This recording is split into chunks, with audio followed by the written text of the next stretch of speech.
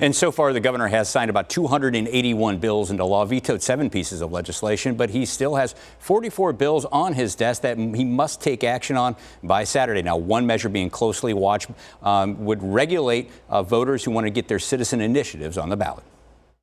Governor Ducey cuts the red tape for business, but will he wrap it around Arizona elections? During the final hours of the 2019 legislative session, the Republican-led legislature passed a bill that tightens the rules for people paid to collect signatures for citizens' initiatives. If you make a minor error, forget to put the number on the petition, do something that's just non-related to actually the technical part of the petition, could be invalidated. Political consultant Chad Campbell says House Bill 1451 makes it tougher for citizens to go to the ballot and pass laws.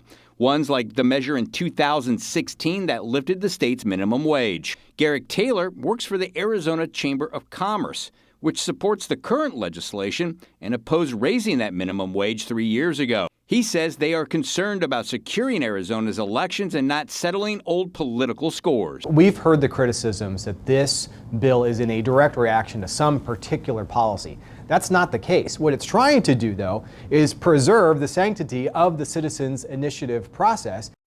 Now, we're expecting an update on the fate of this bill and others any time now. Another bill closely being watched right now triples the amount of money lawmakers get for living expenses. This was the last piece of legislation introduced and has received heavy criticism for that reason.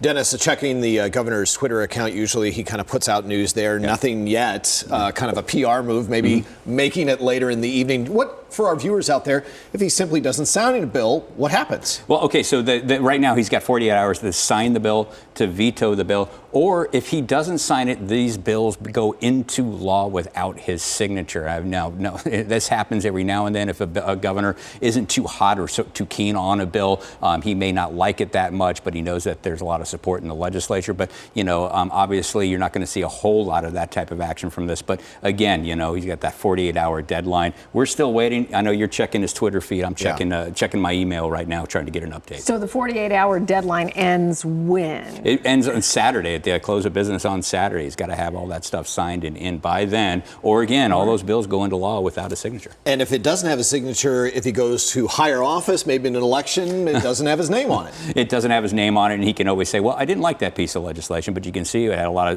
lot of support in the legislature, but I didn't like it. So there you go. Very tricky way around that. It's politics. Well, the question is whether voters would buy that. So Got it. Dennis Welch, thank you.